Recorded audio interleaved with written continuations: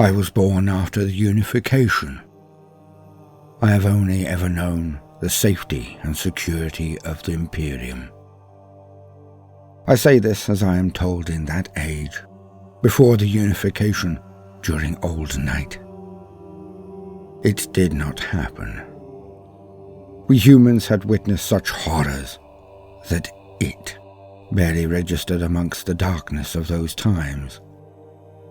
But then the Emperor came, and he cast the tyrants down, and he brought sanity back to Terra, the cradle of humanity. They say strong men make good times. I was a product of those good times, and you know what they say about good times. I was soft. We all were.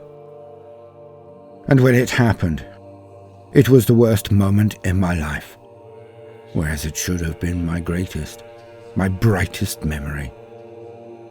I froze. I was not alone. Many of us did. But I dishonored myself. I am jumping ahead. I had worked so hard. Yes, I was aware that had I been born to another family, a less salubrious line, I would never have had this opportunity. But I was, and I did. And it did not take away from any of my achievement, for I had worked hard. As hard as any menial, harder even. I strove night and day, never failing, never shirking off, never dawdling or wasting time. I was aware how little I had. For when there are immortals in your midst, it makes things come into stark relief. My grandfather had been one of the last to surrender to the Emperor of mankind. Though he hated to do so, it was clearly the right choice. And the Emperor has not aged a day since their meeting. Since the day he accepted my ancestors' acceptance of the inevitable. They were static points, these mortals. The rain fell, the sun shone, the world revolved around the sun, and the Emperor and his Primarchs existed. They were timeless, ineffable, infallible. They would shield humanity for all the days of our existence. They would lead us into a bright new future. Yet this fact, this one little thing, seemed to have changed us all somehow. We knew how precious life was, our allotted time in it, because we had something to compare ourselves against, the timelessness of the Emperor and his sons. Even his legions, his angels of death, they seemed to be timeless, never to succumb to the harsh truth of reality, of time. The weakening of the body, the slowing of the mind, the creep towards the date which would be our last day. They knew it not, even they, as Astartes. So it was not difficult to see why they were venerated so, were near worshipped. If we were not in an age of enlightenment, of logic, of progress, then surely we would have fallen on our knees and wept at their advent, any of them. His many forms of transhumans, his custodian guard, his marines, his Primarchs, or himself. It was hard sometimes, I heard from others. Hard to know that no matter what you did, how hard you tried, how much we strived, none of us would ever even come close to their achievements. And we had only one lifetime, only one. They had all of eternity to add to their legend. Imagine that. To be an Alexander or a Caesar, but to be able to pile achievement upon achievement, glory unto glory, for all eternity. Never ending, never stopping, never weakening or becoming frail. They had it all, is what some said. In hushed terms, whispered in dark corners of corridors, or when the Amasek flowed too freely. Jealousy, even here on Terra, it was rife. But I could not see it that way. I could not. Imagine being a servant of humanity, its guardian and protector, its general and brightest light, but to know that your trials would never end, that your role would be forever. Imagine that. I pitied them, in a way. Not in a negative or hollow, condescending way, never that. But I wept for their trials, for the burden that would seemingly never be lifted from their shoulders. And from my perspective, it was impossible not to thank them, to be beholden to them, to know that their superhuman abilities were needed, as no mortal man could possibly take on this responsibility without end. They were asked to do this forever. I know the propaganda. When the galaxy is free of the taint of Xenos, when the stars have been brought to heel, when the enemies of humanity have been defeated, when their hatred of us has been revenged, when we were safe, then they could lay down their mantles, and only then. But I could not compromise this, for the galaxy is so large, its horrors so manifold, its dangers so multitudinous. I saw no end to their duty. And in this I mean no disrespect to their abilities, their ardour, their conviction. If anyone could dominate the galaxy, then surely it was the Emperor and his sons. But I had that sinking feeling that they would never be free, never be able to say, "This has been done. We can rest now." For there are always more enemies, always more deviants and Xenos in the dark hidden regions of the galaxy. Always. And so I woke each morning with this feeling, my drive. I would assist them. I would aid them. I would extol their virtues. I would give credit where it was due. It was all I had to give. But I would give it. I would record their deeds. I would be one of the corps who would witness their hardships, would show the rest of humanity what was being done in their name, what sacrifices were being made for their protection, for their safety. I would be a remembrancer. And my hard work paid off, for this was supposed to be my day. There were others, of course. A score of us had been chosen from the region. Some poets, some singers, artists or dancers even.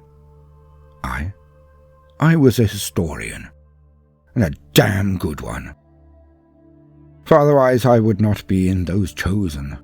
My exhaustive history of the unspeakable king and his neverborn was what took me over the finishing line, I believe. What made me stand out. I was told it was not the thoroughness or detail of my work. It was the analysis that had won me the place. My parents were so proud.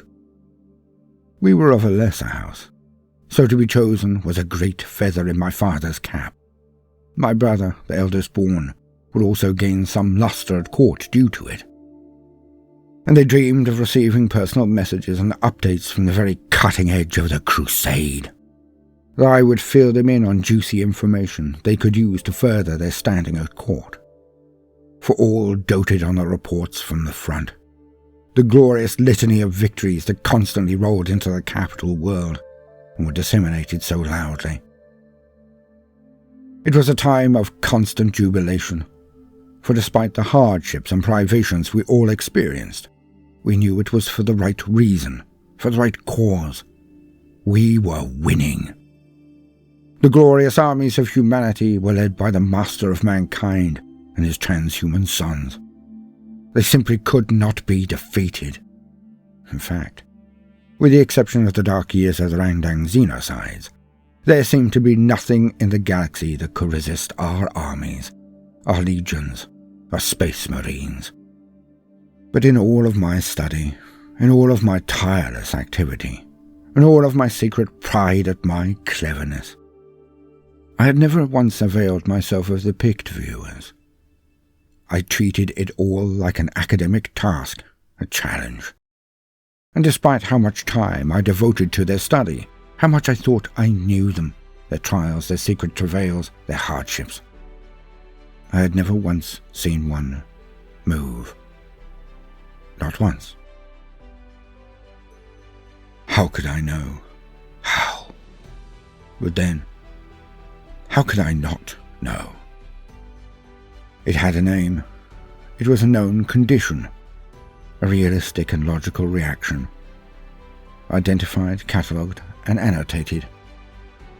Yet I missed that as much as I missed the reality of my own situation. I was a fool.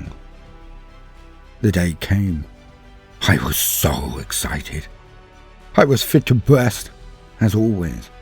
My family tried to relax me, to bring out a laugh. But not this day. The event should be somber before becoming a celebrant.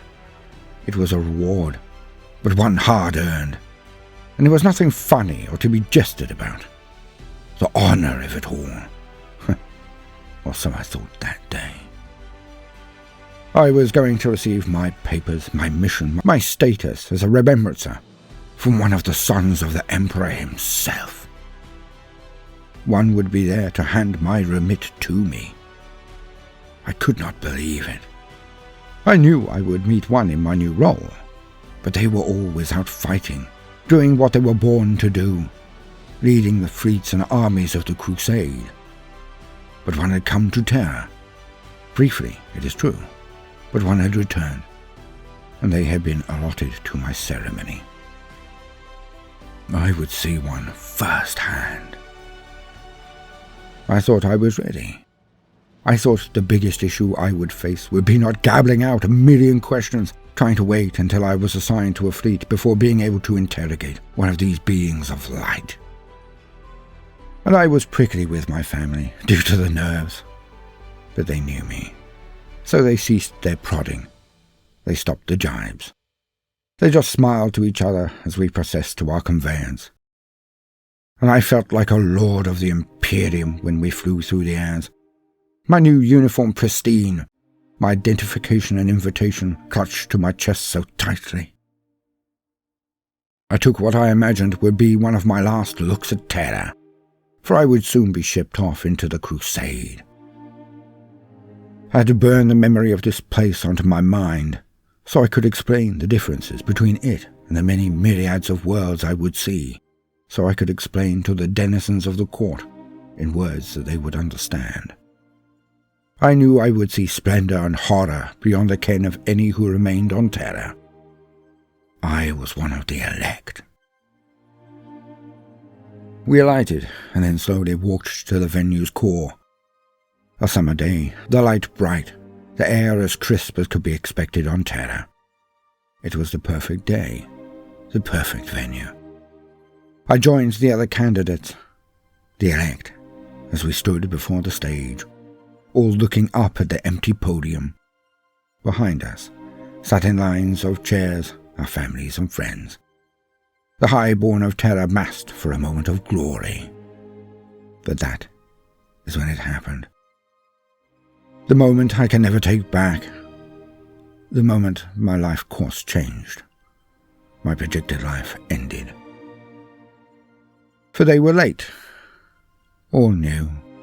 Their appointed moment had come and gone.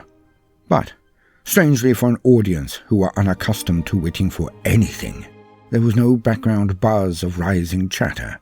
There was no hum of complaint and whispered to and fro betwixt families or those seated close by. We were awaiting a son of the Emperor, a Primarch. No matter the delay, we all knew it was for the very best of reasons. He was busy, so we would wait.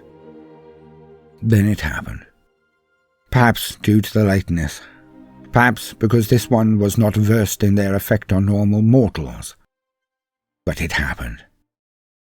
The curtain on the stage was drawn back, but as it did, they were already moving. Such economy of motion, such speed, such confidence. The beings that marched forward were huge, armored from head to toe in warplate. They towered over all, but with their elevated position, it only made matters worse. There were 2 Astartes on either side of him. Their armour shone in the morning light. Their footfalls created such an echo on the polished marble that it sounded around the entire area. And there he was in the centre, a Goliath who dwarfed even the Space Marines at his flanks. He was massive, his bearing imperious, otherworldly, almost blank. And something inside me snapped. It was not just the size, the armour, the intent, the wave of aggression that hit us all like a tsunami, like a slap across the face. But this was only the initial shock. It was how they moved. Impossible. Their speed. It made blurs of their arms as they swung them up and down in the march. And they marched at us. It did something to most of us. I heard screaming. I heard chairs flipped over and people backing off in terror. But I did not see them. I could not even see the people around me. Not beside me, not behind me. Not even some of the urchins who had snuck into high places to try to snatch a glimpse of the living god we were about to meet. All I could see were the Marines and their master. It consumed me. I was stapled to the spot, unable to breathe in case it drew their attention. I could not screw up my eyes and stop the shattering of my mind, my future. I just stood there. And then it started. While the crowd backed away, I opened my mouth, my eyes wide, and a noise came out. A wail like an alarm erupting from my stomach, through my chest and out of my mouth. I just stood there wailing as my urine ran down my shaking legs. I had never seen one. Never. How could I know? I unmanned myself. The titanic being seemed confused for a moment, then nodded its head. He knew. He had been warned or cautioned, it seemed, but took no note of it when he had arrived. He had been one of the last found of all their number. In the days that came after, I made a million excuses for him, but it did not matter. The damage was done. He took immediate action. He stopped his walk to the podium and outstretched his hands, as he then slowly moved forward now. His Marines stopped by a single-hand gesture. He spoke slowly. He spoke calmly, as he then approached the podium and stopped there. He began a known and quite lengthy greeting on the behalf of the Emperor. As we were all high-born, we knew the words, and its familiarity calmed everyone there. Then he went on, and his stentorian tones calmed all. No more screaming. No more retreat. Embarrassed, most picked up their chairs again and tentatively sat back down, enraptured by his speech. He did this so calmly, and he turned the event around. And he even stayed calm when I continued my wail. He merely looked down into my eyes, so gently, so knowingly, and closed them, then reopened them slowly. And he smiled the warmest smile I have ever seen. He smiled at me and nodded, then went on to look around the crowd again, and I calmed. I closed my mouth. But I still could not move. I was transfixed. I was a statue. And when the names were called for the remembrances to attend, he did not even call mine out. We were in order, so he knew. He knew my name, and he omitted it. At its end, me standing there alone, he stepped down from the stage and slowly, oh so very slowly, walked toward me with his arms wide in greeting. But to all, it must have looked like a shepherd trying to calm a terrified grox. I could do nothing but stare as he encompassed my entire vision. He smiled at me again, but there was a tinge of sadness in his eyes and the curl of his lips. He looked down on me and he spoke. To me alone. His voice was projected so strangely. How he did that I never will know. Be able to talk so softly, just to me, so personally, yet so that all there could hear. He told me that I should not be ashamed, that he had erred, and he apologized. To me he apologized. He explained that it was a known phenomenon. It was called Transhuman dread. He stated it was not my fault, but his. He should have been more careful. But he also stated that one who suffered from transhuman dread could not be a remembrancer. He did his best, Throne knows why. He was so unspeakably kind. He stated to all that I had been the one he most wished to meet, that he had read my treatise, and had requested me personally as a remembrancer for his fleet. That of all here, the elect, I was chosen. He then said he would send me reports. He would send me the deeds and details as none other, for I could then spend my days in that which I was most skilled to do, to tell the tales he related in a way that the people of the Imperium could understand, could experience. He said it was my most important duty, that it was not necessary for me to be amongst the crusade to contribute beyond any historian who had ever lived. He said I'd better serve the Imperium by remaining here and performing my mighty works. And each word crashed down on me like a mountain.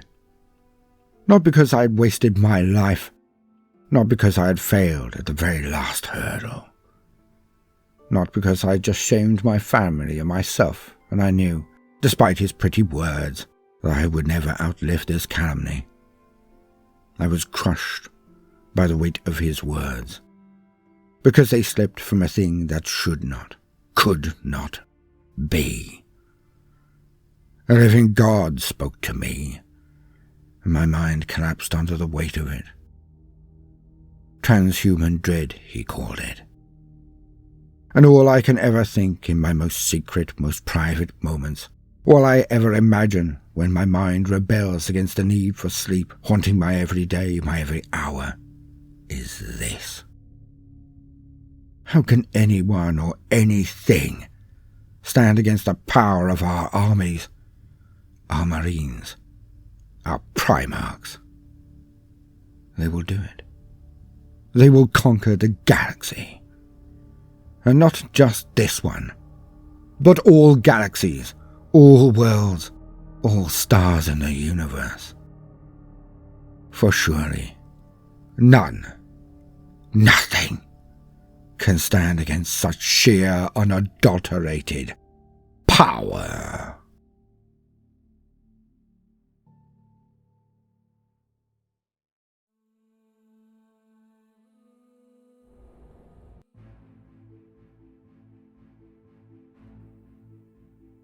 It had been a quiet little world, rarely visited by others, never missing their tithes. Not even close to a major jump nexus, fully within the deepest boundaries of the Imperium of Man. Corinthus. A backwater with little to offer and nothing to comment about. The one administratum official who had visited in the last millennium had made one simple footnote to cover the entire system. Mostly harmless. It had only been mostly instead of entirely, as the official had caught a mild case of sunburn one afternoon when he did not avail himself of the local habit of wearing a wide-brimmed hat at high noon. Unobtrusive, uninteresting, and thus ignored. But when the Cicatrix maledictum tore across reality, this all came crashing down. The harmless idyll was now on the very front lines in the war against the hordes of chaos that were constantly blurted out of the rent across the galaxy. More than this, It was directly in the path of over a score of raiding Chaos warbands over the next 20 years. None felt they could pass by the opportunity for a little easy grazing, and thus the people of Corinthus had been culled again and again, forced to run through their streets in Terra, hide in their orchards in the hopes that the invaders would simply lose interest at such poor sport. And they were right. For eventually, all of the consecutive warbands had indeed moved on. But each time those who clambered out of hidey holes and sewers were fewer.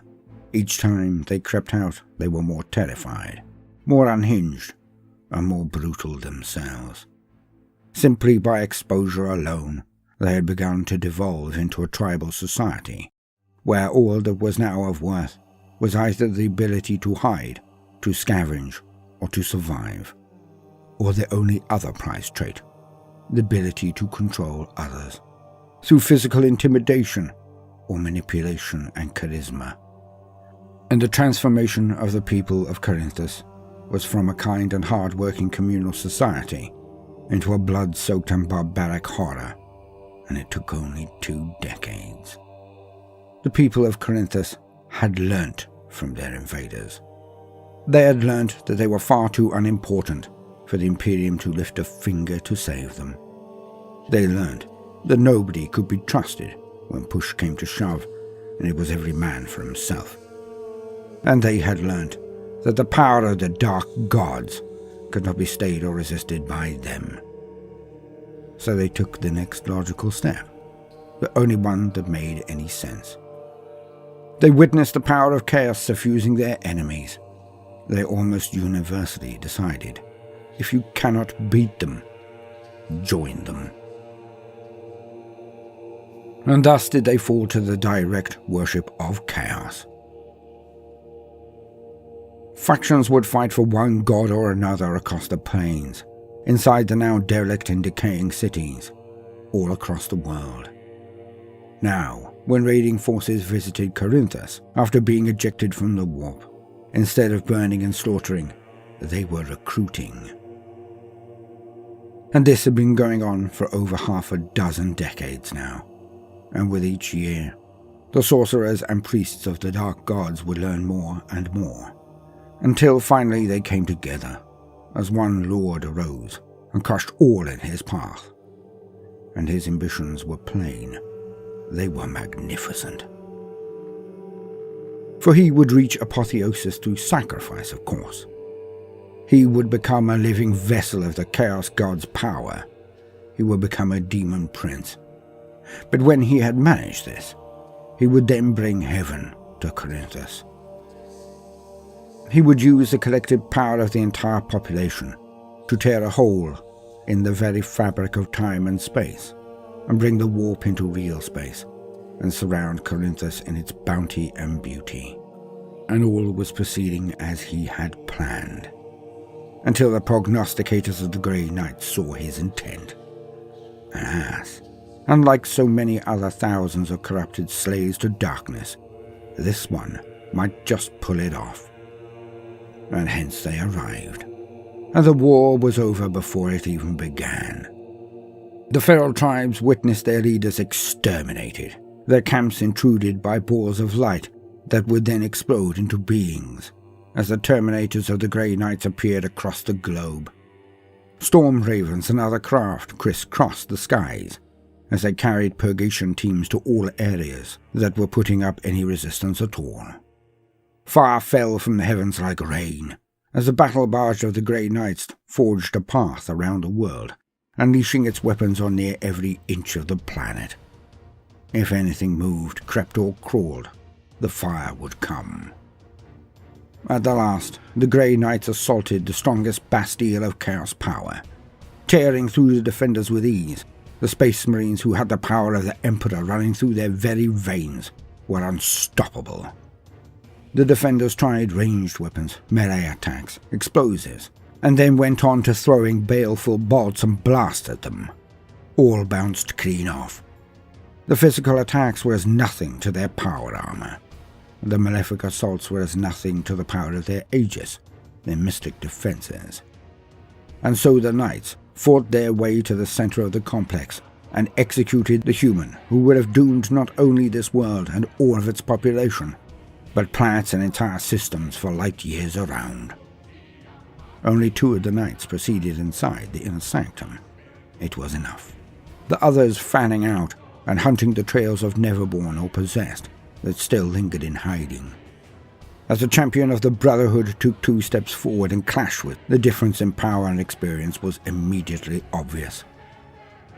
The Chaos Champion was a petty thing, and so, after only 10 strikes of Holy Blade on the spoiled hammer, the Grey Knight's champion whipped her head clean off. He then stood in pose, watching the head bounce thrice before rolling to a stop. But this had turned out to be the catalyst, the last key. When the blood of the now motionless head spilt upon the ground, a rent was formed. It was spacious and powerful, and neither the Brotherhood champion nor the other Marine who stood in Terminator armor could close it now. The Grey Knight's champion took steps backwards until he was next to the Terminator armored colleague. Not once did he take his eyes from the widening aperture of fire that burst into existence. The 2 men witnessed the first massive hoof come through the tear and land heavily enough to shake the building to its very foundations. They both looked at one another for a second. The champion then just flatly stated, "I will hold its attention. Come back swiftly." The Terminator armored man nodded and then disappeared in a flash of light, just as the head of the being came through. It seemed to have had to crouch down, even to make it through this huge doorway, and as it exited, it then stood tall, its wings unfurling and both of its arms outstretched. In both its hands it held gigantic twisted weapons of metal and flame. It stood over 20 feet tall, its form a huge blood-red beast of bovine lower half and human upper. But its head was that of a monster, a cross between feline hunter, ancient bear, and boar. Its tusks curled up so much as to be close to its eye level. Its shaggy mane covered its shoulders. The heat that emanated from it made the very stone begin to char and blacken. All that was flammable caught light and added to the heat distortion that now filled the area. It did not bellow. It did not scream. The beast seemed almost languid as it concluded its stretch and then looked down at the solitary Grey Knight who stood before it, sword raised. "Your master flees and leaves you here to die?"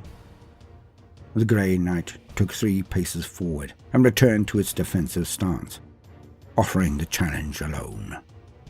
"Yes, I accept your challenge, son of the anathema. Let us be about it," stated the demon, as it raised its axe and sword and then launched them down at the single warrior. For his part, the knight moved like lightning. The 2 demonic blades came down, and he rolled to the side with ease, but then, knowing this simple assault was not all the demon was capable of, he jettisoned himself across the room, rolling forward when he landed. Ducking, he rebounded off the wall and back again. This was all made necessary, as despite how large the demon was, it moved as fast as an Eldar dancer.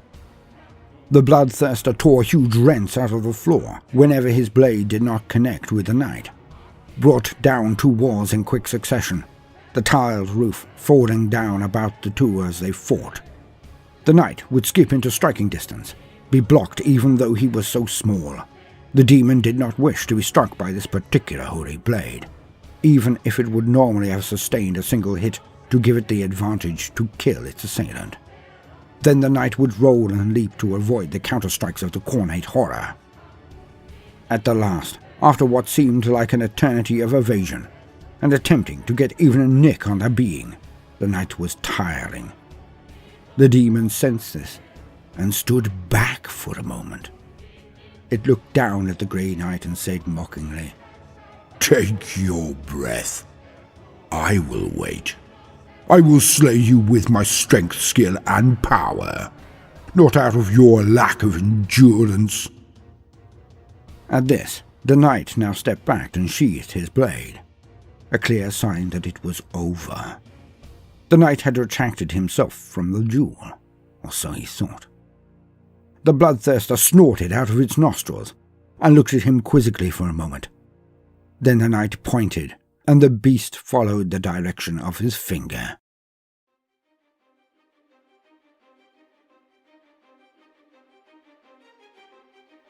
At that, a burst of light filled the space. When it declined in brilliance, what had appeared now became clear, and there he was. The other knight, the one who had teleported away, had now returned. For he was the Grand Master of his brotherhood, and around him was now a Dread Knight armor. Standing twice the height of a marine, bearing a huge blade of his own, the Grand Master now dipped his blade at the Brotherhood champion, and then stepped into the on-guard position as it looked up at the bloodthirster. The demon guffawed loudly and then charged at the Grand Master. The two met, and the demon was visibly shaken when its two blades came down with all of its force. Yet instead of attempting to evade or parry the blades with an angled guard to diffuse the strength of the blows, the Dread Knight just stepped in and the Grand Master raised his blade in a direct block. When the knight did not yield, and the blades did not crash through his torso, the demon again snorted, but this time in rage. The Grand Master then pushed the blades to the side, and the bloodthirster began its assault again. But before it could bring its weapons down quickly, the Grand Master assailed him with the screaming, whirring weapon on its frame. The heavy psi cannon infused each of its bolts with empiric power, which tore into the demon. Flesh and blood exploded from the monster before it dodged out of the arc of the fire. But as it did so, stepping back and shielding its eyes and face from the bolts, the Grand Master took one huge thunderous step forward. He took a double-handed grip on his blade and brought it around hard, cutting through the hoofed leg of the beast. The red liquid that came from the rent looked like blood, but burnt and melted like it was lava, gouts of it barely missing the knight. The demon fell backwards and swept with its blade, but the Grand Master extended his aegis and blocked again with his own massive force sword. The blow deflected. The Nemesis Dread Knight then raised up its own blade as he launched himself into the air. It came down on the demon, and the Grey Knight's blade was forced through the demon's very heart. Blue lightning crashed from the wound, worms of it flicking across the torso, but also light now ran through the veins of the demon. It was being consumed from the inside, as our heart pumped the light around its entire being. Those light-filled veins then ruptured, as sanctic energies forced new exit points, bursting skin in huge tears. The light then coalesced in the demon's head, and its tusks exploded, as the rest of its skull then crumbled, and its skin and sinew seemed to evaporate from it, the light now bursting from its eyes and shining into the heavens. Wind whipped around them, filling the air with dust and sparks of light. Then there was a huge sucking noise, and the Brotherhood champion was knocked to his knees by the implosion and the subsequent rush of wind coming to fill the gap. The bloodthirster of Khorne was gone, banished back to the realm of the Blood God.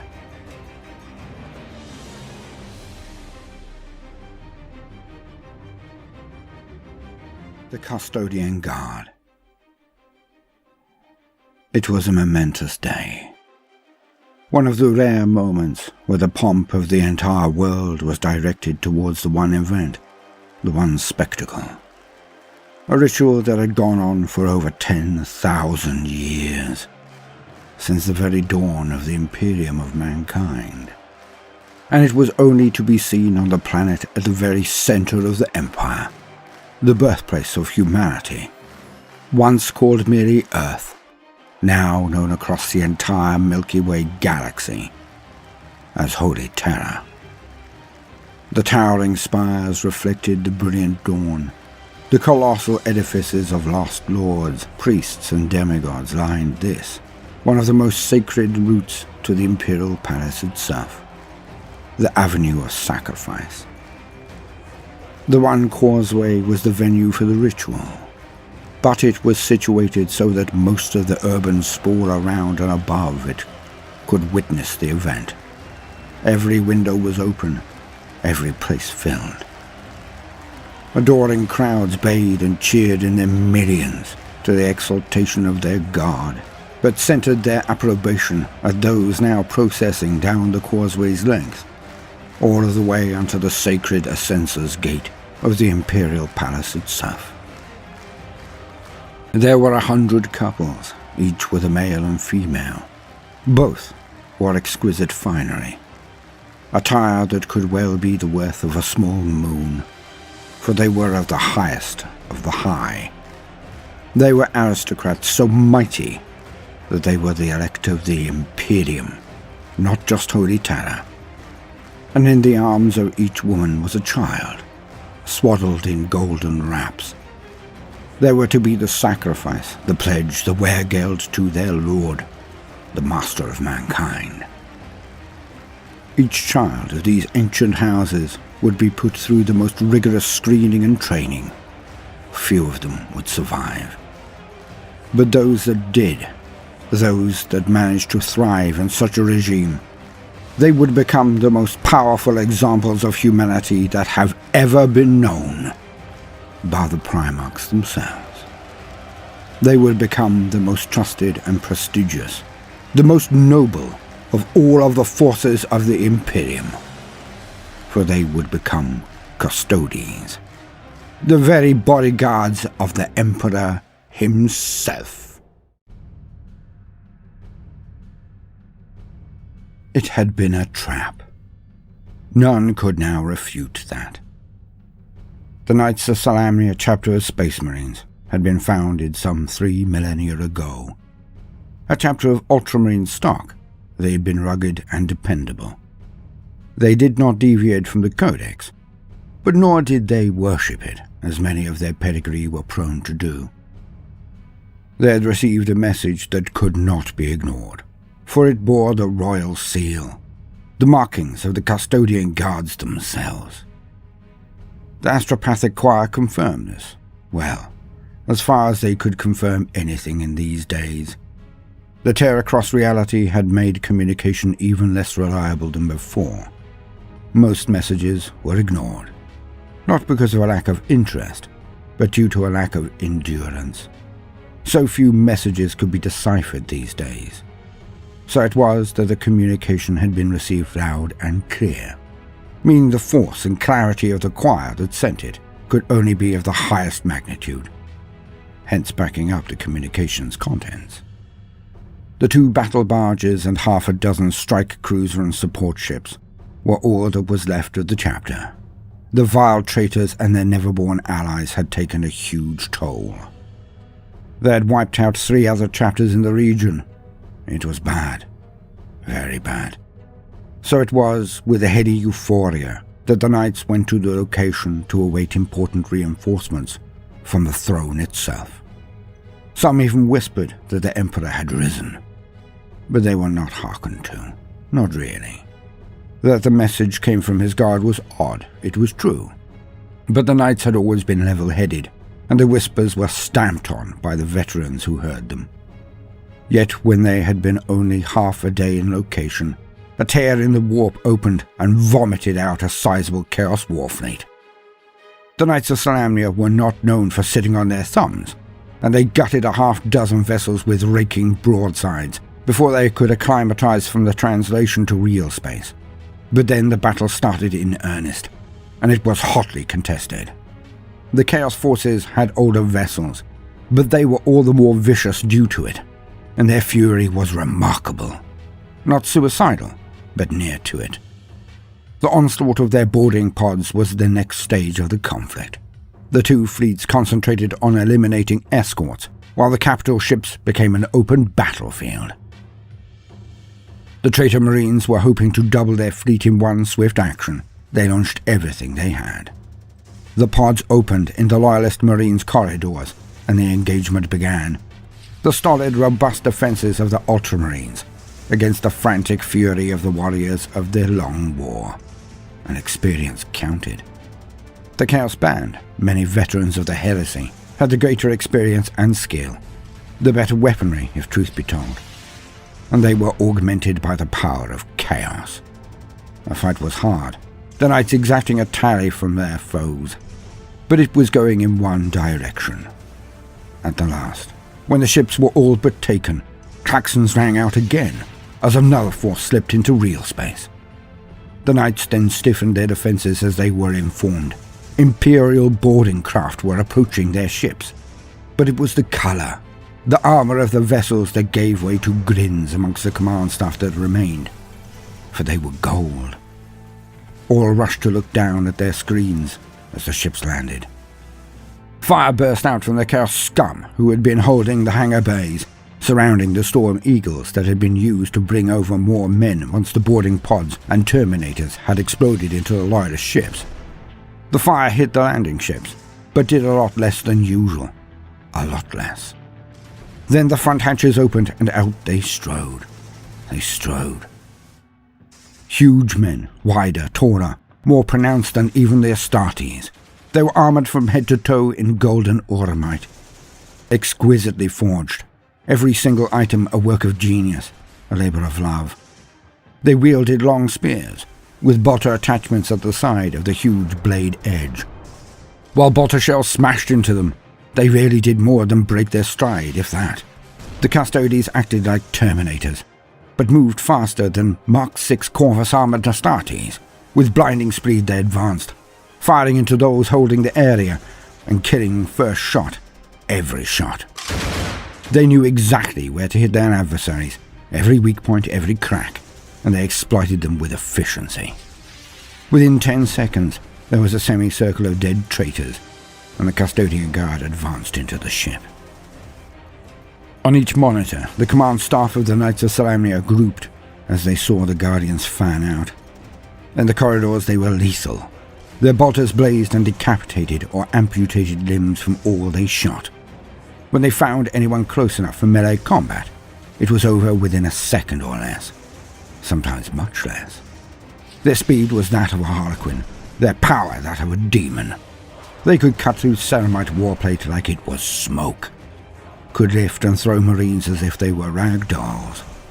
They were larger even than Primaris marines, and their skill was astonishing. Even to those who had fought the Great War, the Long War, the Heresy, the Crusade, even to these broken legends, they could barely follow the movements of the Custodians, let alone stop them.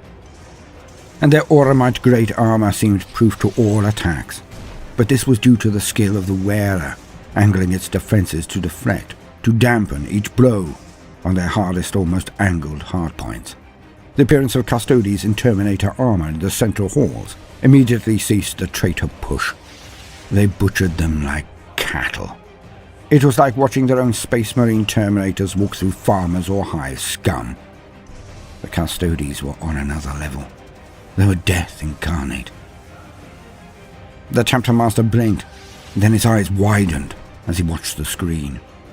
The Custodians had moved into the Loyalist areas, but they did not stop shooting at Marines. Only this time, it was his Marines.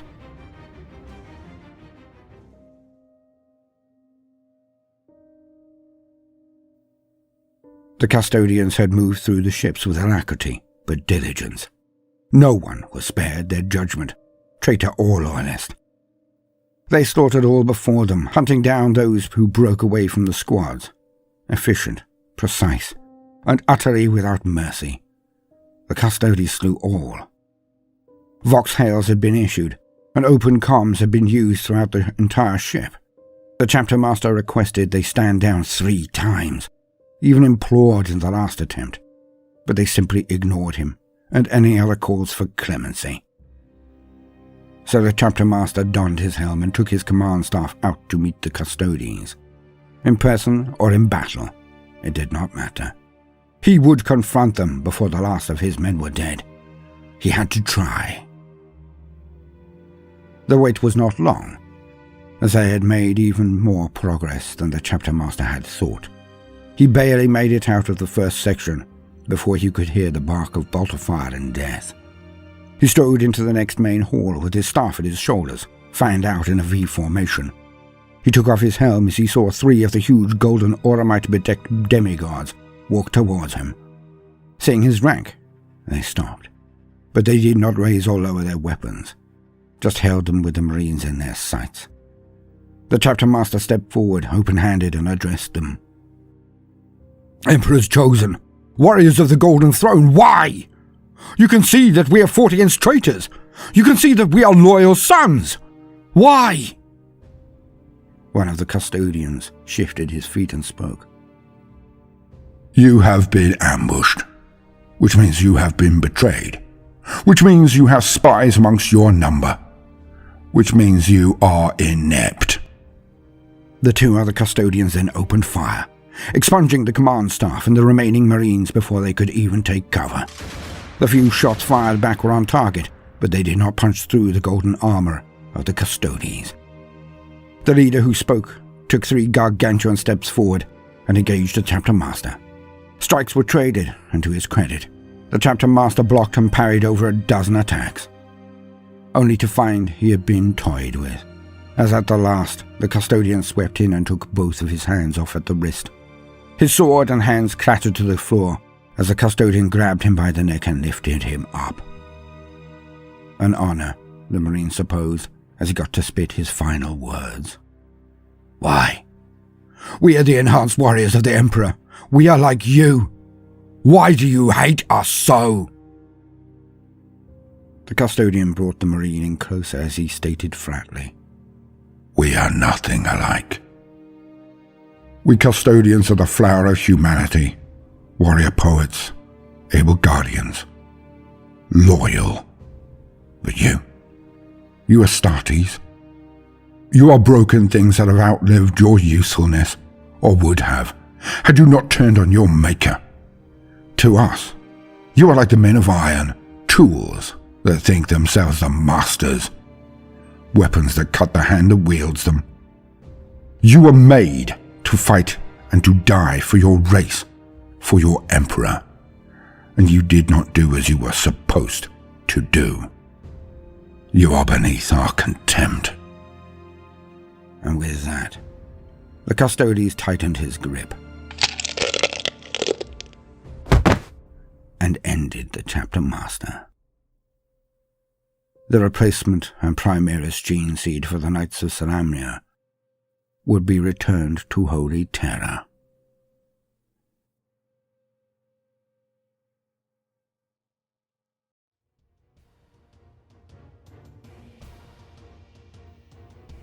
None of us could believe our eyes, our ears, even our noses, for the very airs of Holy Terra had been befouled. It happened so fast. We stood chanting and praying, extolling the God Emperor. The throng of people headed toward one of his holy chapels. We were packed in so tight, if one passed out from the crush, they would never topple over. 1,000,000 tributary thoroughfares fed into this main causeway, and it never ended. Pushed together, we could barely shuffle forward, could barely breathe as it was. Thus, when it began, we could not escape. The sky went red, and rain began. But it was not water. It was thick, viscous, and smelt of iron. It was blood. On Holy Terra itself, the seat of the Emperor, it rained blood. And then we saw things in the sky, darting down and scooping up pilgrims as they turned back into the airs. But these hellish screaming things, twisted huge birds seemingly made out of metal, they would simply drop people they had collected. And I watched as they dropped down amongst us, a horror for those beneath, as they could not escape, even as the dropped person increased in size as they plummeted down. Those beneath could not get away due to the crush. When they hit, they and anyone beneath them was turned into a red paste, their lifeblood spurting into the air and creating a mist, so many were dying. Then the things could be seen coming into the main causeway, underground. They had hacked and butchered their way to this point, screaming monsters of spike and red and blood and hate. They ploughed through the crowds, and still, we could not get away. We could not flee, for the doors were closed. The great gates of the chapel were slammed shut, and every smaller road to this one had these red monstrosities on it. It was butchery. And then it got worse. A huge thing with wings, with flaming sword and whip, descended and came down in the middle of everyone. And it culled so many. Scores slain with one swipe of its monstrous burning blade. Hundreds sent toppling over and in risk of being crushed simply by the force of the things assaulting on us. And I could not see a way out for any of us. I muttered prayers to the God Emperor. We all did. Some screamed, some wailed, but most of us prayed. And as it moved in my direction, the Terra, I saw a miracle. For the great doors of the chapel opened. They opened wide, and out came warriors in gold armour. And they were the very guards of His Holiness. They were His custodians. They met with the red beings and started to push them back. They slaughtered them. Yet they could not match the huge being with wings. He slew 3 of them before he met his match. But it came, in gold and silver, towering over us, as it did. A dreadnought, a gold one. And it levelled one of its arms at the red beast before it, and firepower came out of its arm and tore all in front of it to pieces. Some were we pilgrims, of course, but that was a necessary evil. As the golden Goliath fought its red counterpart, it moved towards the huge demon with wings and engaged it. And in my mind's eye, I could not see this as anything but apocryphal, for good and evil to match. The molten blade this winged thing wielded came down, and was only barely blocked by the fist of the dreadnought. Yet it was a ruse, and the golden hero brought its weapons up to bear, and it tore through that huge demonic monster. Then, without any form of celebration of its victory, it turned its guns back to the legions of hell, and marched directly into them. Nothing could stop it, because the Emperor had blessed it, and his light shone through its weapons of war, smiting the unclean before it.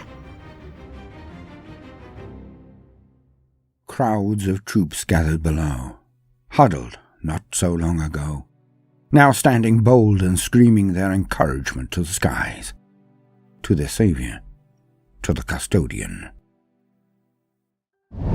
He had so many names, both in reality and in fiction. For the forces of the Imperium all had a different name for him across the tens of miles of the front. To each patch, each unit, formation, or even squad, a different ownership. He was theirs, because he had saved them. He had shown them the way. The most common epithet, the one that all knew, all could at least passingly agree on. He was the Eagle of the Dawn. Now some had said that this was actually the type of bike he rode, but it fit. It fit so well. For each morning, he proved it again and again. But it was not always so. Once, only weeks ago now, the men and women of the Basin de Florence had feared the dawn. They had feared it. For the battle had dragged on for months, the deadlock a thing of churning mud, barrage lines, barbed wire and swamps. It was hell. And yet, each morning they had come, taunting those below with their daytime sorties. Xenos scum. Eldar. They held this world, but not for much longer. The Indomitus Crusade had come. Hundreds of thousands of men, tanks, guns, and all the material of war were landed. Yet the Eldar did not run. They stood. Nobody understood why. None. But it was a terrible battle. A terrible war. The basin was their last major holdout. Shields stacked upon shields, they held out well, fought like tigers. But they were never getting out of the basin alive. They knew this, so they fought all the harder. Hammering the lines with their eldritch lightning, las blasts that erupted like suns, scatterguns firing constant sprays dissecting men as they charged their lines. We dug. They released some form of dreadnought on us. It was butchery down there. But dawn was when it was worst. Always at dawn. Because their nimble jet bikes took to the air like a flock of birds. And they tore into us from above. Flying high, flying low. Darting down like hawks. Their shuriken cannons chewed up our bodies and even armor like they were paper. It was horrific. For weeks they did this, every morning. Weeks. As the sun reached its zenith, they disappeared back to their fortifications until the next day, like a flock of ravens homing to roost. We were dropped off early, you see, the fleet moving on to larger targets in the system. We had smashed the Eldar across the planet. Not here, though. In the basin, we had not gained ground in all the time they were away.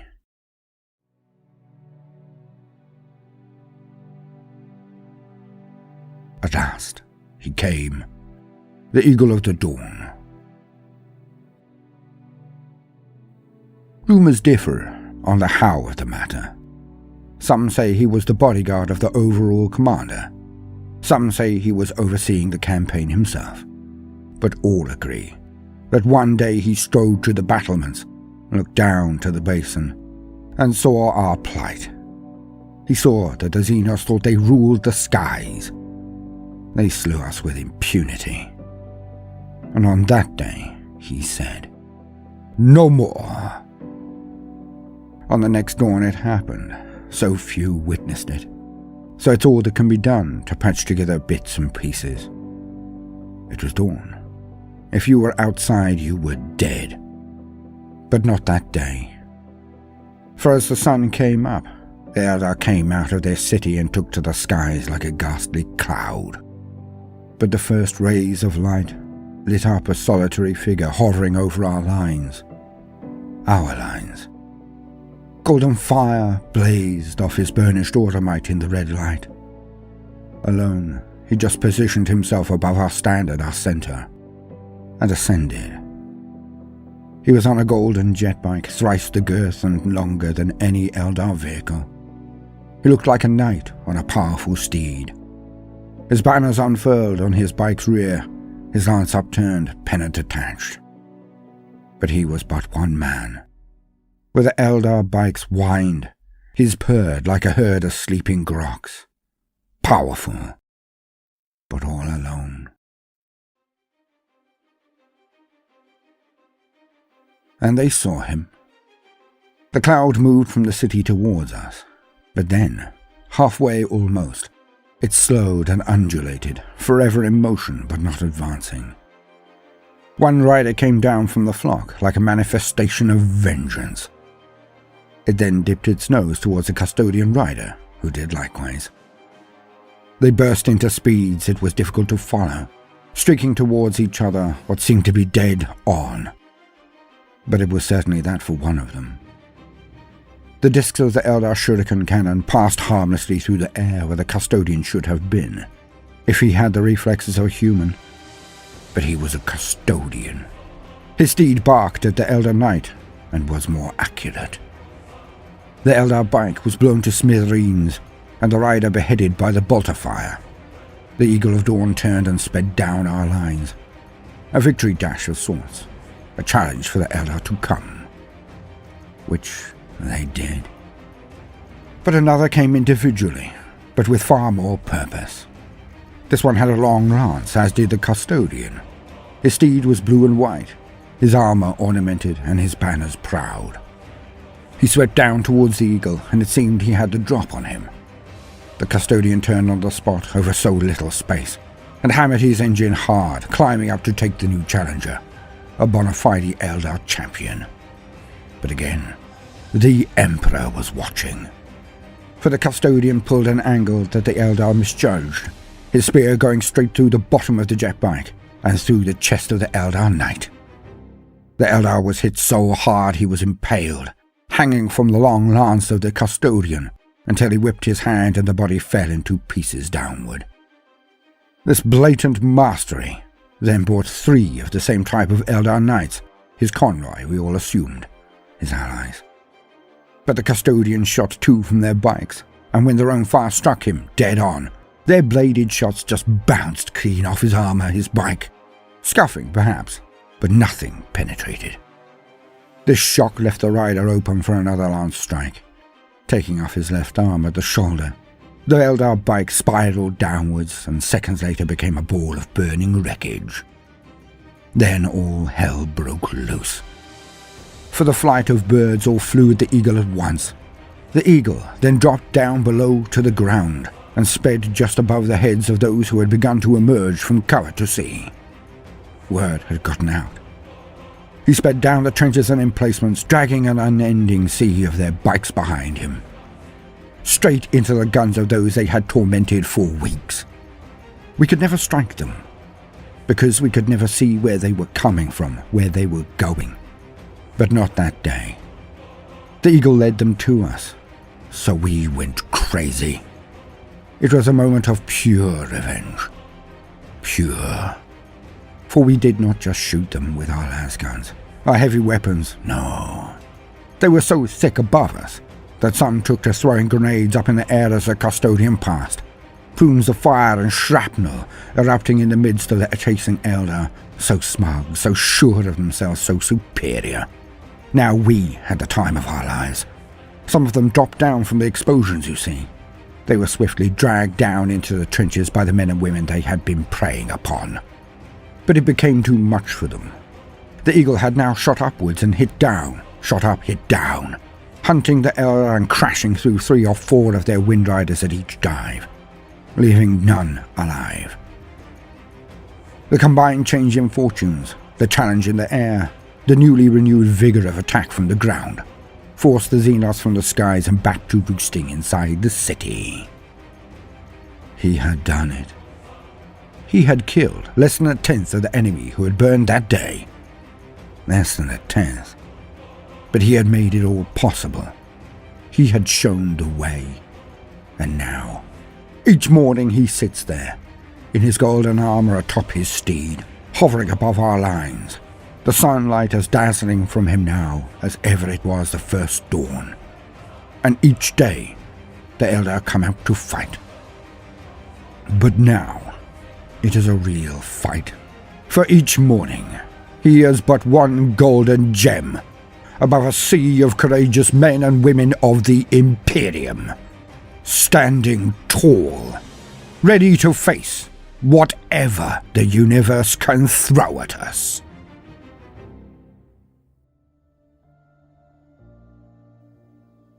I ride across the plains of a world that has not felt the presence of the Imperium for over 5,000 years. Everything has changed. Not just in me, but in the whole of Ultramar, if not the entire Imperium. At least I pray it has. For there is no feeling like this. Nothing that compared to it. Purpose. The long years are over. The mourning of the Imperium for its shattered soul, its broken king, its lost leaders, lost lights. Everything has changed. For he has returned. And with him, he has brought that one thing we all lacked. Hope.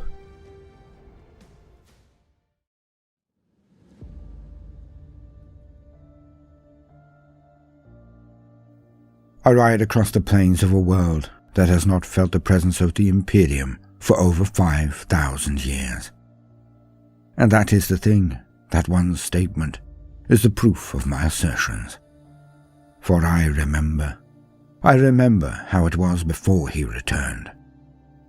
for I am an ultramarine of good standing, long service. I have paid my dues, played my part, strove mightily for the Imperium, and for beloved Ultramar. Long did I serve in the times before. We were proud of our achievements, the glories we had accrued, the sectors we had saved, the enemies we had bested. But we always knew it would only be a matter of time. Deep down, we knew. Ultramar, the jewel in the Imperium's crown, center of martial excellence, discipline, and order. We had survived through all of the 10 millennia of the Imperium. We had been a shining beacon to others, of the Imperium to the Astartes. We were the Ultramarines, and we were undefeated. But deep down, there was always a sadness. Our Primarch, the avenging son, Robut Gilliman, was held in stasis in the midst of his last seconds, forever a shrine and example, but also a deep wound at the heart of our entire culture. For we mourned him. We mourned him so bitterly. And every day we saw his shrine, and were filled with pride, with determination to live up to his example. But we needed him so much, we would not let him die. We needed to believe. We needed it. So we clung to his memory, the hopelessly infantile dream that he would someday arise to protect us, to lead us, to make us complete again. And it looked so hopeless. The hordes of the greenskins only light years away from us, really. The emerging metallic menace that raids and disappears again. The Tyranids. Our list of enemies became so long that none but an Ordo Xenos or Deathwatch would be able to recite even 100th of their number. Beset on all sides, it looked like only a matter of time. It was impossible to see the truth, to even identify the feeling, until we were able to experience something else, something so much better. But I will not wax on in ephemera. Let us make this grounded. I crossed the plains of a world that has not felt the presence of the Imperium for over 5,000 years. The latter I shall deal with first, for I must explain. There have always been crusades, I've been told, all throughout the span of the Imperium. But they have been short things, small things, localized things. And most often they have been crusades of reclamation. But in regions that have only just been lost, only just been swallowed by hate-filled covens of witches, or more often Xenos in their multitudes. We have struck back, but our returns have always been less than they were before. Like a tide going out, our waves have always been diminishing, not expanding. And the Imperium has been slowly eroded. But now, I am on a planet that has not been visited, not been considered to be within the realms or the reach of the Imperium for 5,000 years. This is a push not to take back, but to expand. The former now. I ride across the plains, my bike beneath me. Hammerstrike and Stormstrike speeders dart across the landscape above. The central push is made up of hovering transports in their tens, repulsors, impulsors, Astreas. They are all there. We are acting as outrider squads on the flanks. Where before there would have been 4 more bikes with me, now there are only 2. For we are a triplicity, not a quintuple. But we are no weaker for the lack of those 2 brothers. For as I said, things have changed. I was a firstborn Marine, an Astartes.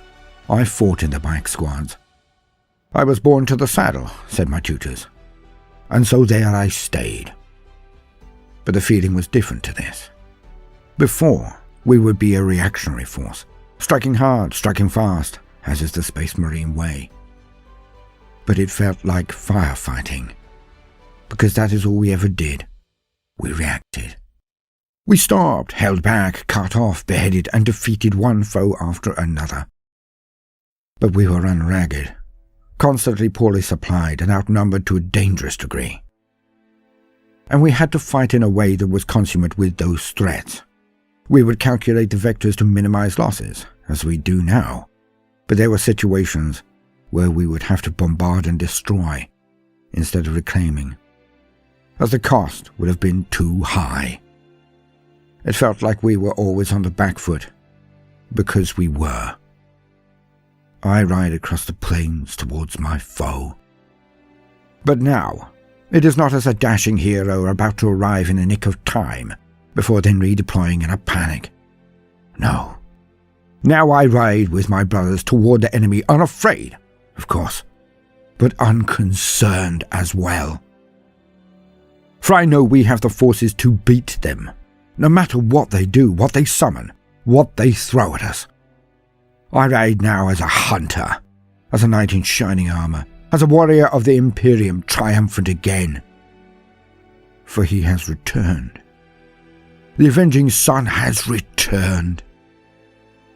I mentioned I was an Astartes, but when Marneus Calgar, Emperor watch over him, crossed what was dubbed the Rubicon Primaris, and became one of that new type of marine, well, when we were brutally injured, we Ultramarines now had a new choice. Before, it was just internment in a dreadnought, if one was available. But now there is the throw of the dice. The transformation from Astartes to Primaris. But it is a risk. For half of our number who have attempted it did not survive. But those that did, like me, the difference is staggering. I am faster, stronger, more resilient now. And bigger. I now ride on my heavy Primaris bike, every bit as fast and nimble as my old Astartes bike. But it has bolt rifles, not bolters. We gun our engines as we approach their ranks. So many of them, walking forward in lockstep, utterly unified. Metallic monsters as far as the eye can see. Before, we would have dug in or outflanked, or done any of 100 clever tricks. Now, we have calculated the best, most efficient way to defeat them, and it is a direct strike. And now, we have the confidence to perform it. Shots erupt from our lines as we advance. The repulsors and executioners strike out, and plumes of fire and plasma erupt amidst the ranks of the Necrons. But onward they march. Their heavy support now open up and retort, beaming hundreds more warriors out of nowhere, their green spectral rays slaying near anything they touch. But no battle should revolve around the attempt to lose no men or assets at all. For if you try to defend or protect everyone and everything, you end up protecting nothing. So we ride forward. To my flanks are the two brothers of my squad. Good men, but young men. I am the sergeant, of course. They always follow my lead, but they do it with all the skill and efficiency of any Ultramarine born of McCragg. I have come to respect them. We fire as one, and the ranks of enemies explode. The punch of the bolt rifles more than that of even Holy Bolter. We rake them down across the front, as other Outrider squads are to our left and right. The main van of our army strikes theirs, and all hell breaks loose. The speeders crisscross the air, hunting their own swift units. Green blasts strike armor, and some crumble in the seat of their bikes. But not enough. We hit them, and our guns continue to mulch all before us on auto-fire, as we all draw our chainswords at the very last second and tear around us.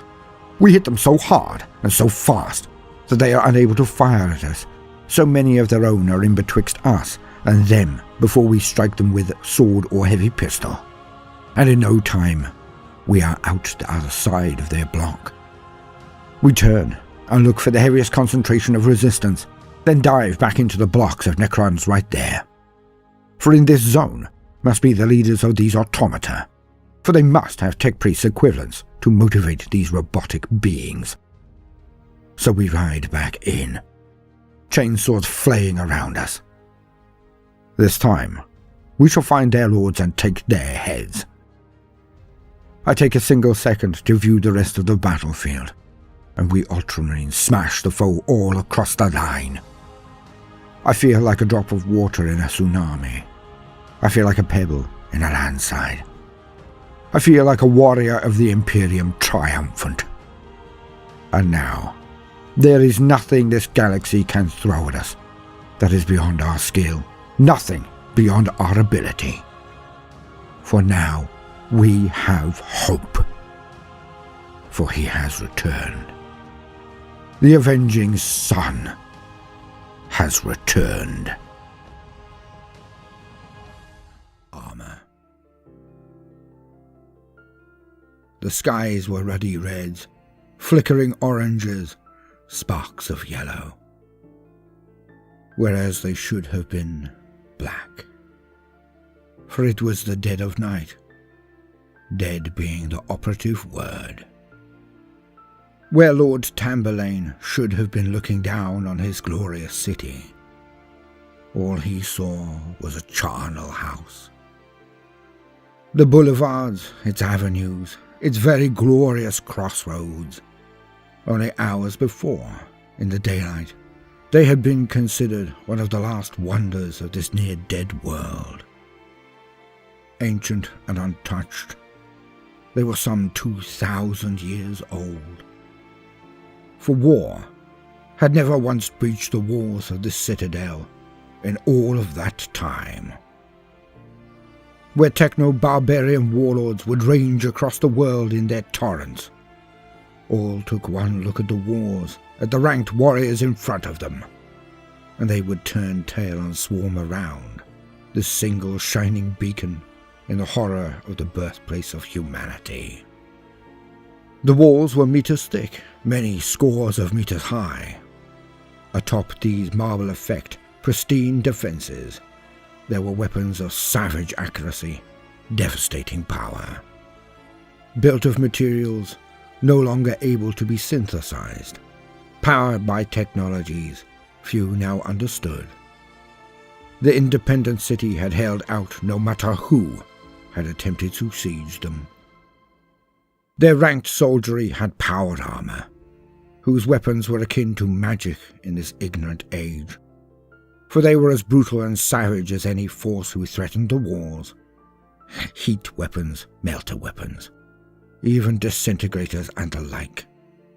But where the city's defenders excelled was in close combat. It seemed par for the course. No matter how savage the ranged devastation that could be brought to bear. In this age, most battles were decided by the sword. Armor seemed to be as good, if not better, than the weaponry against which it was used, and the skill of bladesmen became the most coveted of all. With power and charnabal sabres, their warriors were death to most who lumbered at their lines. Skill, courage, discipline. These had been the traits that had defended the city for 2 millennia, 2,000 years or more.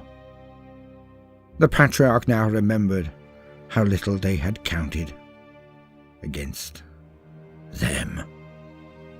The Thunder Warriors, the First Legion, the warriors of the self-proclaimed Emperor of Mankind.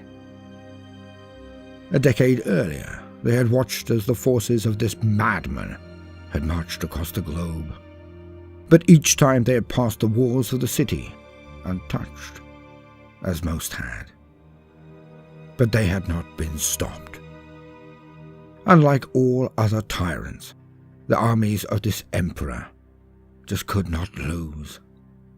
They had brought ruin to everyone and everything that they had come across, led expertly by a being of incredible power, echoes of the unspeakable king, or even Nathan Doom. Yet, unlike them, he would not die. And his campaign went on. Eventually, they came back, and they arrived. A man with black power armor and a skull helm walked towards the walls. He proclaimed the fate of the city if it were to resist. So certain of our own armored warriors, our gallant red cloaks, we sent them out. In ranks and columns they marched out, perfectly synchronized as they all wheeled. Their power armor screamed as their combined movements sent waves of sound out across the valley, rebounding from our walls and the mountainside. Our army was a sight to see. We stood on the walls, as we had done before. We passed each other drinks and nibbles, trying to guess which of our heroes and their elite guards would take the most heads, which would be the most flamboyant, the most deadly, the most honorable, the most covered in glory. And then they came. The full armies of this emperor.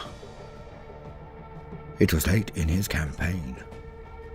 He had new soldiery, his original Legio Tertius, but also these Astartes. The newer seemed smaller than the older from all reports. Impossible to fathom why one would purposefully make inferior fighters, but this is how it was. Our faces fell within minutes of the engagement. Glasses were dropped. Wails began to come from throats. Eyes were wide. We looked on in horror. For these Astartes were 2 or more foot taller than our own warriors, the Thunder Warriors more so even than they. And they came on so fast. In silence. Well, they charged. Our men fired, taking out one line of them after another. But they, too, stopped and fired. Where their men melted or evaporated, ours were thrown back into the ranks behind, often then exploding. The horror of bolters, the weapon of this emperor. But this was as nothing compared to when they hit. So large, so furious, so powerful. They came in as if our warriors were children. Compared to them, in size, power, speed, ability, they might as well have been. The increased strength our soldiery had from their own power armor was as nothing compared to the Marines even. And in less than an hour, the whole of our army was dead. All of them. Not one made it back through the doors.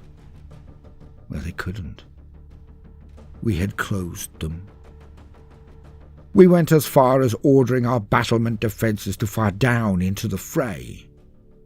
But the instant we did this, the enemy, their own fire came rumbling out, and with pinpoint accuracy, they blew our ancient turrets from our walls. And so, I went back to my keep to witness it all. For I was under no illusion what would happen now. I had expected them to break down the walls, but they just threw open the gates. I had expected them to march to my home, to the central keep, to then throw me from it and raise their own banners. I had expected to be either utterly victorious or to be the centre of their ire. Was I not the consul? Was I not the patriarch? Yet this did not happen. When they broke down the doors, they went into the city. They spread out. And they killed. And they killed. I watched on as my city, and every last man, woman, or child was utterly and totally destroyed. They killed everyone. I hear their heavy pistons squealing armor behind me. Only 2 of them by the sound. I stand my tallest. I turn around slowly and calmly. I was right. Just 2 of them. Their shielded eyes cannot be seen, their sneers on their lips, all I can make out to give any indicant of their temper. May I say it? The only word I have left in me. Why? Why? I know you will kill me, as you have killed every person here. All I ask is this one thing, before the end. Tell me. And one of them retorts, You did not bend the knee. Would it have slain your emperor if we had not? Would it have caused him to fall? We did nothing to anyone. We did nothing.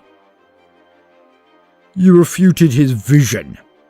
You're a flag fluttering in the skies. One that said, You can resist too. But our army was dead. You had won. Why? Because by killing you, we sent a message. Our lord, our master, he takes no joy in this. You gave him no choice. By the deaths of 100,000 here, we save the lives of countless millions in the future. You and your city are a message. None can stand against him. None should try. In these times there is no choice. You are either with humanity, or you are against us. For our Lord is your Lord. He is the Emperor of not just this continent, not this world, not this system. He is the Emperor of mankind. Rejoice. Your sacrifice will save rivers of blood in the future. Your example, your death, saves billions of others. Enough talk. Do it.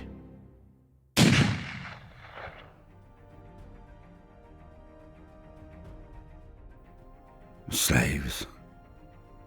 We had always been slaves.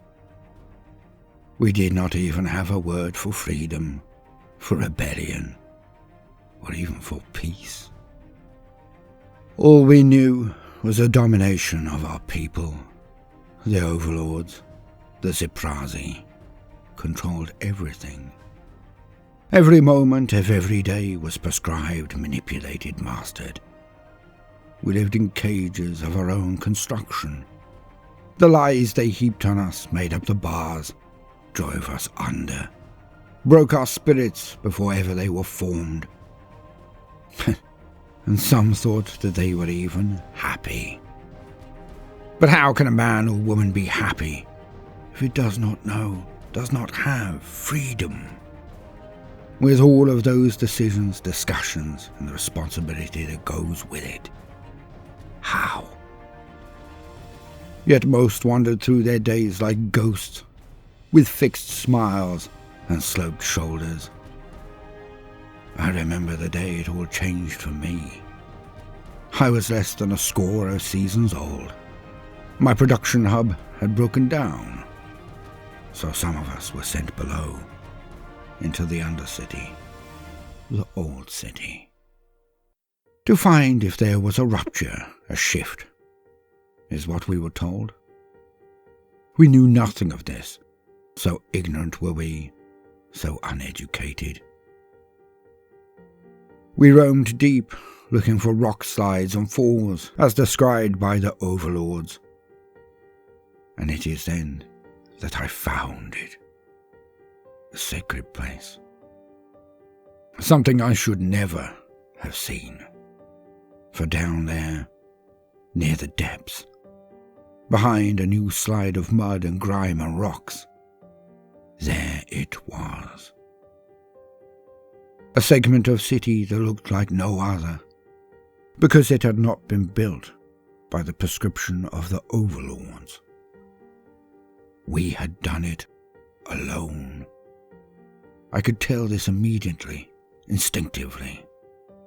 As you do not have to be told that the sun touches your face, despite your eyes being closed. I knew. and in the knowing I was damned. Because I could see that we had done something on our own. We humans had made this place, made this city. There was a time when we were not slaves, not dominated, and we were not inept, not incompetent. We did not need the protection of the overlords. Perhaps we never did. And a mess. Even though ages had passed, I could still see where this place had been, could see it had been smashed. Half-melted buildings, broken pavements fused into glass. They had done this. The overlords had done this to us, our ancestors. And from that day onwards, I had changed. And I spread the word. Slowly at first. I had to be cautious, careful. For none like to be told that they could be more than they presently are. In the end, I even had to kill a man. He seemed so open, so hated the overlords, as did we all. Yet when I told him of my finding, what I had witnessed and kept to myself, he rejected the information. He rebelled against its implications so much, looked inwards and found that he could not contain the hatred. So he turned it on me. He called me a liar, began to shout that he would reveal me. So I did the only thing I could. I hated it, but I did it. And I was ever more cautious from there. Yet over a decade of slow meeting, building our strength, we began. Small things at first. Little errors that reduced production. Little errors that brought the wrong thing to the wrong person. And as we grew, as we spoke to each other, we worked out the overlords vied with each other. So we revealed them to one another bit by bit. And so we let slip small errors again, showing the overlords what their kin were doing, what they were planning. And soon there was open combat between their thralls. Many hated us for it, as we were sent in waves at each other. The overlords using their herds of humans to do battle. They never used their guards, their enforcers, never. So any who knew of the cause, but were not part of it, they despised us. And eventually, one of them turned and told the overlords. And the clampdowns began. The culls were sent into full swing. We hid as best we could, but they knew where we were. How could they not? They had recorders everywhere. And they wiped out most of us, we rebels, largely due to the amount of humans they slaughtered. But we held the line, for we knew they needed us more than we needed them, to be their thralls, to mind their oars, to maintain their place in reality. But after that, I grew more despondent. Even I lost my fire. For even if our people had once been great, had done things without assistance, had ruled ourselves, what did it matter if we could never return to this? What did it matter what the past held when the future was so bleak? And deep down, I started to do something nobody else did. I started to talk to myself. I began to go aside and whisper to what I called the spirit of mankind, and I uttered my hate of the enemy. I begged for a saviour, for our people out there in the darkness of space to hear my call, to hear our lament, to hear of our pain. And then, one day, the impossible. Stars shone in the night sky. stars that had not been there before. And as I looked on, fire came down on our hub. But it was not a rain of fire. It was drops of metal with corona around them. And when they hit, they did so in mostly empty regions, but near to the homes of the overlords. I could not believe it. I rushed to a building now cleared, but near to the overlords. And I saw it. I saw them.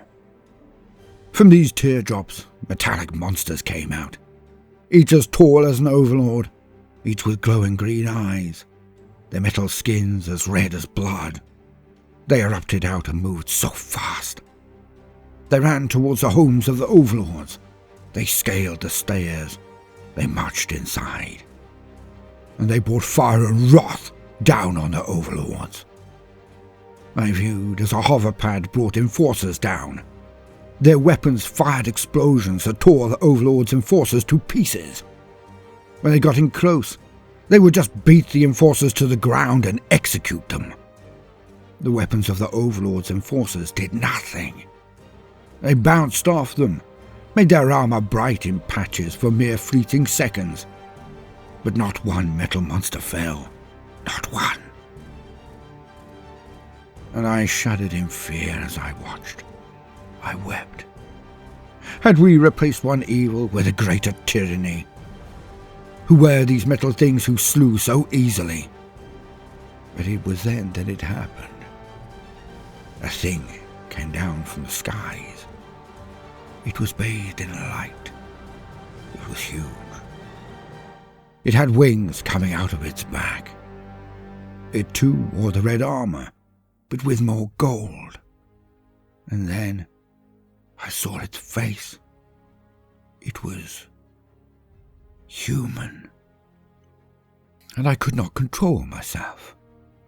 I crept from my hiding place as it gently came down, and its feet touched the ground.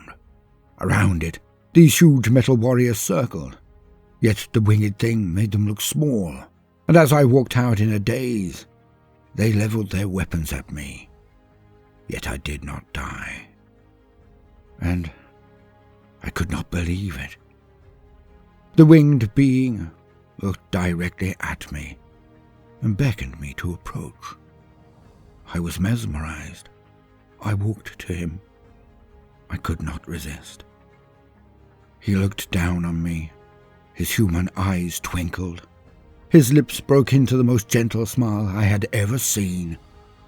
And he spoke to me. He asked, "Are you Partant 423? He knew my designation. I nodded, dumbfounded.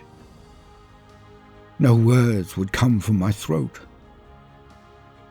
He then gave one sign, and around me, a half-dozen of these metal beings raised their arms and took off their helmets.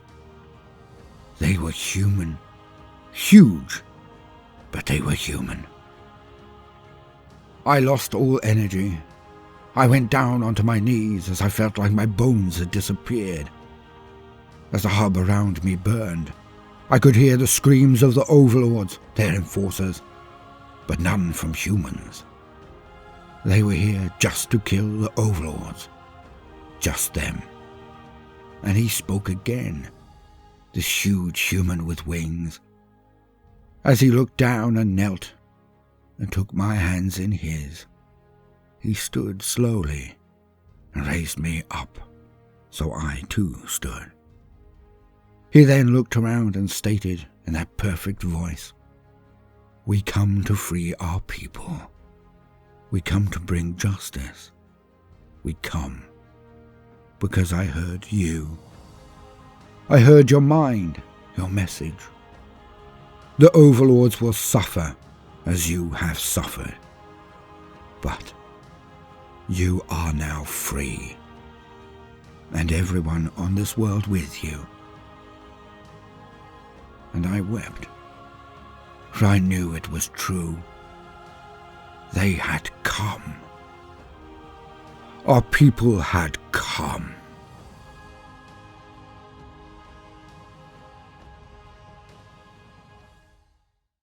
honor guard. It started quickly, all right. The cut and thrust of an unplanned battle. Some detested, some avoided.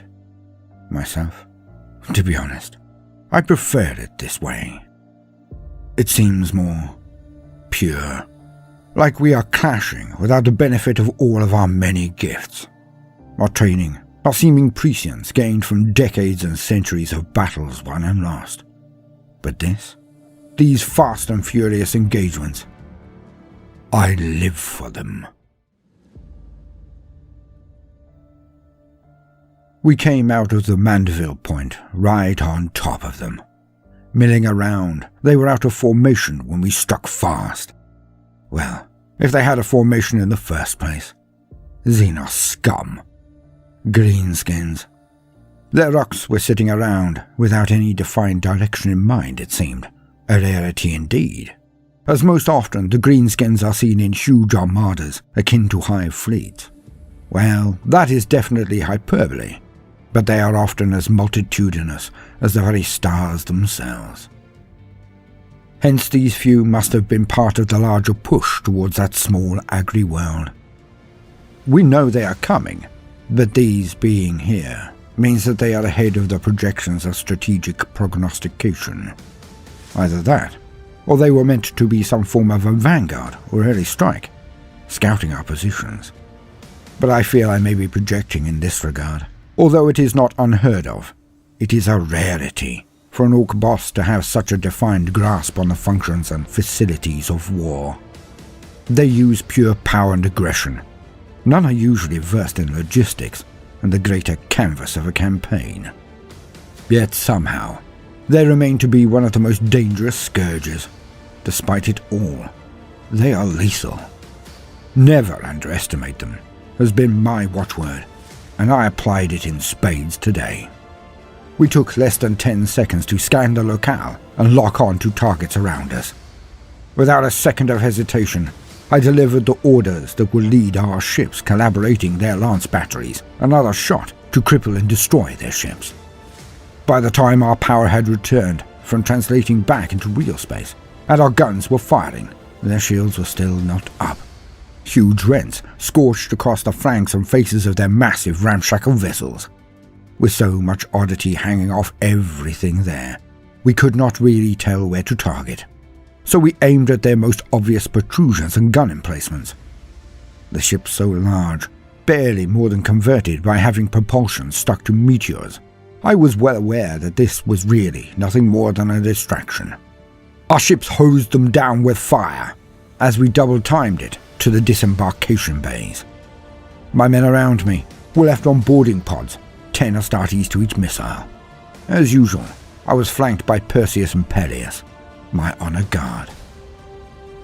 2 men that were Marines before my grandsire had even taken his first teetering steps.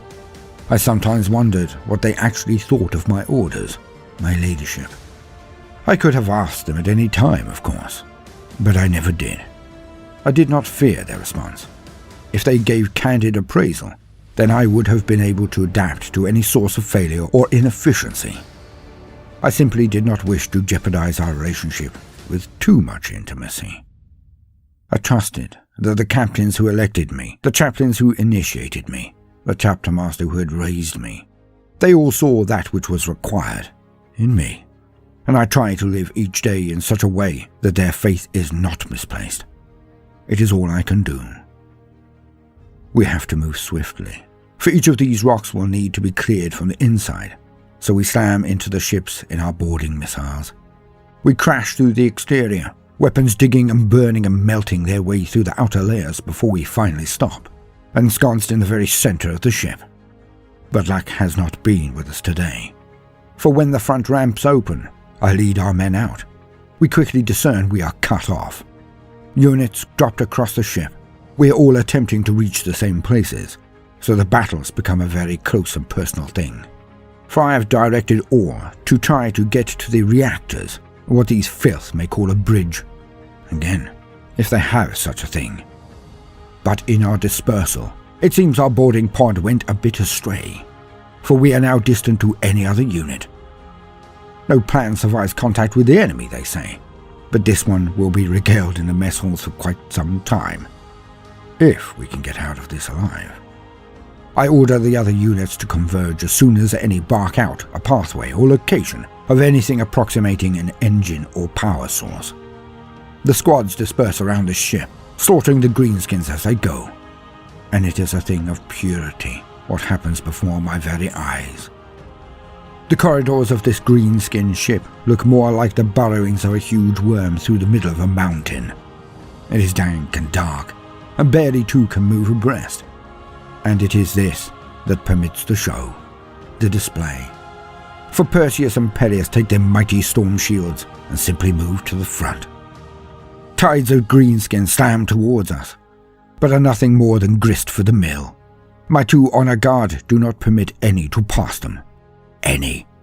Their economic gladius strikes pull guts from the greenskins to spill out onto the floor. Their every movement leading from one attack, one strike, straight into the next.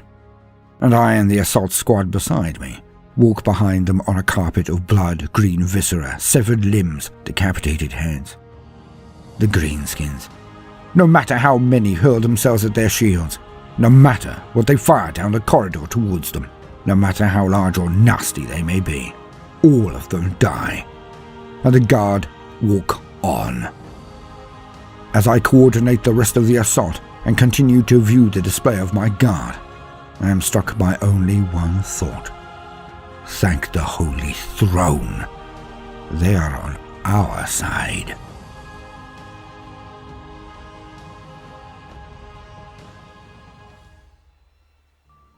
We Raven Guard could not believe it. It was a living nightmare. Just one day. That's all it took. We had been exterminated. We Raven Guard did not even know if our Primarch, Corvus Corax, lived. Our once massive legion, now broken, near annihilated. But not even by Xenos, but by Astartes, by our own. And so, we swore vengeance.